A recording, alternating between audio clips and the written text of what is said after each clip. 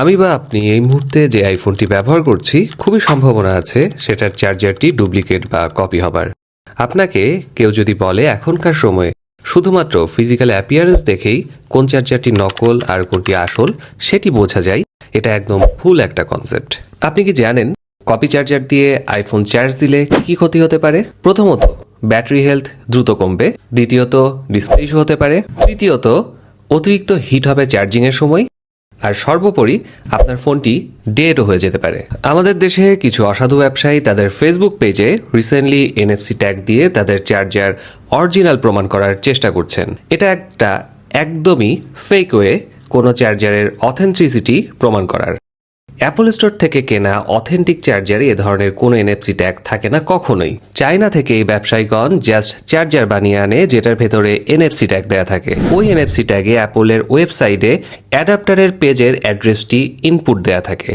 যখনই কোনো ফোন ওই অ্যাডাপ্টারের কাছে নেওয়া হয় তখনই অ্যাডাপ্টারের পেজটি খুলে যায়। শুধুমাত্র অ্যাপলের ওয়েবসাইটের পেজটি ওপেন হওয়ার কারণেই কিন্তু কোনোভাবেই প্রমাণিত হয় না যে এই অ্যাডাপ্টারগুলো অথেন্টিক। আর ফিজিক্যাল অ্যাপিয়ারেন্স দেখে আপনি এখন কোনোভাবেই বুঝতে পারবেন না যে কোনটি অথেন্টিক চার্জার আর কোনটি কপি। প্যাকেজিং অ্যান্ড ফিনিশিং সবই এখন কপি করা যায় এবং আমাদের দেশেই করা যায়। তাহলে উপায় কি? অ্যাপল সমর্থিত একটাই ওয়ে আছে অথেন্টিক চার্জার চেনার, সেটার জন্য একটি ম্যাকবুক দরকার হবে। আপনার নিজের ম্যাকবুক না থাকলেও সমস্যা নেই, যেই সবগুলো অ্যাপল প্রোডাক্ট সেল করে তাদের কাছে ম্যাকবুক থাকে বেশিরভাগ সময়। প্রথমে চার্জারটি প্লাগ ইন করবেন, এরপরে ম্যাকবুকের টাইপ সি পোর্টে কানেক্ট করুন। এবার উপরের লেফট সাইডের অ্যাপল লোগোতে ক্লিক করুন। এরপর অ্যাবাউট দিস ম্যাকে যান। এবার মোর ইনফোতে ক্লিক করুন। এবার সিস্টেম রিপোর্টে যান। এই পেজ ওপেন হলে পাওয়ারে ক্লিক করুন। এবার একটু নিচের দিকে আসলেই দেখতে পাবেন ম্যানুফ্যাকচারারের নাম। দেখতেই পাচ্ছেন এটি অ্যাপলের তৈরি একটি অ্যাডাপ্টার। আমি জানি না এই ট্রিক্সটি কতদিন ওয়ার্কেবল থাকবে। কয়দিন পর দেখা যাবে ফেক চাইনিজ অ্যাডাপ্টার কোম্পানিগুলোও এই ওয়েই অ্যাডাপ্ট করেছে।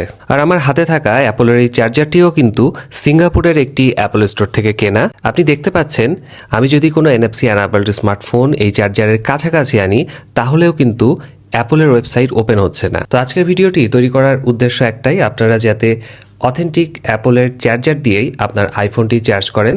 এতে আপনার আইফোনের ব্যাটারি হেলথ ভালো থাকবে, সেই সাথে আপনার ফোনটি অনেক দিন ধরে খুব ভালো মতো চালাতেও পারবেন। আজকের ভিডিওটি মূলত একটি সতর্কতামূলক ভিডিও।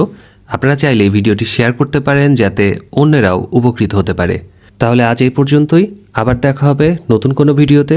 ততদিন পর্যন্ত সকলে সুস্থ থাকুন, ভালো থাকুন। আল্লাহ হাফেজ।